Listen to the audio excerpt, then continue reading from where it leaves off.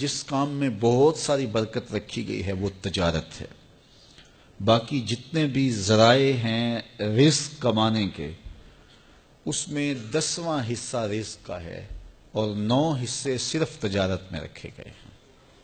تو اس لیے اگر کوئی شخص صلاحیت رکھتا ہے تو وہ تجارت کر کے اپنا رزق کمائے. اچھا، یہ بات ذہن میں رکھیں کہ کوئی مزدوری کر کے رزق کما رہا ہے یا ملازمت سے، یا وہ کاشتکاری کرتا ہے، یا وہ تجارت کرتا ہے، یا کوئی اس کا جو بھی ذریعہ رزق ہے، تو رزق کمانے کی 3 نیتیں ہیں جو مستحضر رہنی چاہیے. اگر ان نیتوں کے ساتھ وہ رزق کمائے گا تو اس کا رزق کمانا عبادت کہلائے گا. پہلی نیت، اپنے آپ کو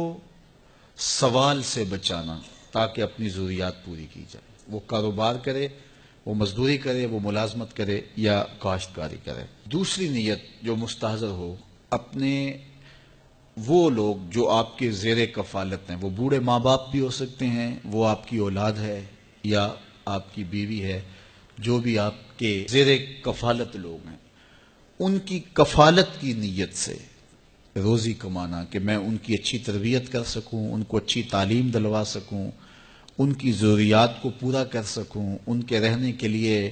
گھر خرید سکوں اور ان کے اچھے لباس باہم پہنچا سکوں، ان کی غذائی ضروریات کو پورا کر سکوں، بیمار ہو جائیں تو ان کو دوائی لا کے دے سکوں، ان کی شادی بیاہ کے اخراجات پورا کر سکوں. تیسرا مقصد،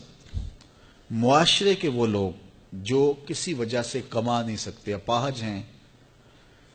بیوگان ہیں، اراملہ ہیں، مساکین ہیں، یتاما ہیں،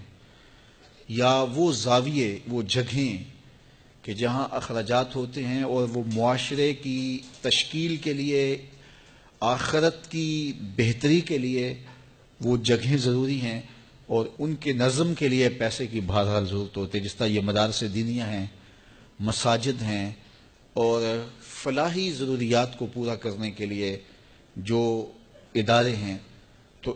اس نیت سے کمایا جائے کہ اگر میری ضرورت اور میرے بچوں کی ضرورت سے رزق زیادہ ہو جائے تو میں اس رزق سے، اس مال سے، اس دولت سے غرباء و مساکین کی مدد کر سکوں گا، اس سے معاشرے کے اپاہج اور کمزور لوگوں کے کام آ سکوں گا، مدارس دینیہ اور مساجد کے نظم کو چلانے کے لیے میرا ایک بھرپور حصہ ہو سکے گا. تو اس نیت کے ساتھ وہ کاروبار کرتا ہے. ان 3 نیتوں اور اہداف سے ہٹ کر کے رزق کمانا مذموم ہو جاتا ہے. اگر کوئی اس لیے رزق کماتا ہے کہ میرے پاس دولت فراواں ہو تو میں عیش و عشرت کر سکوں گا، میرے پاس دولت فراواں ہو تو میں اپنی برادری میں، اپنے شریکے میں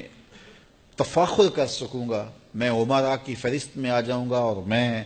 ان میں نمایاں ہو جاؤں گا، یہ مقاصد سفلی مقاصد ہیں، ان کی اجازت اسلام نہیں دیتا. تو ان 3 مقاصد کے لیے رزق جتنا بھی کما سکتے ہو آپ کماؤ، اپنی ضروریات کو پورا کرو، اچھے طریقے سے پورا کرو، اپنے بچوں کی ضروریات کو اچھے طریقے سے پورا کرو. یجب علی صاحب المال ان یوسع علی عیالہ، صاحب مال پر واجب ہے، حضرت سیدنا علی المرتضیٰ فرماتے ہیں کہ وہ اپنے اہل و عیال پر اچھا خرچ کرے، ان کو اچھا لباس پہنائے ضرورت کے مطابق، اسی طرح ان کی اچھی تعلیم کے لیے کوشاں ہو جائے اور ان کی ضروریات اچھے انداز سے پوری کرے. اسی طرح آپ غرباء و مساکین کے لیے، مساجد کے لیے اور مدارس دینیہ اور دیگر زاویوں کے لیے آپ جتنا مرضی کھل کے خرچ کریں، اسلام آپ کو اس کی اجازت دیتا ہے. لیکن چوتھی نیت اپنے اہداف میں شامل نہ ہونے دیں کہ میرے پاس دولت فراواں ہوگی تو میں عیش و عشرت کر سکوں گا، میرے پاس دولت فراواں ہوگی تو میں محلے میں، گلی میں نمایاں ہو جاؤں گا،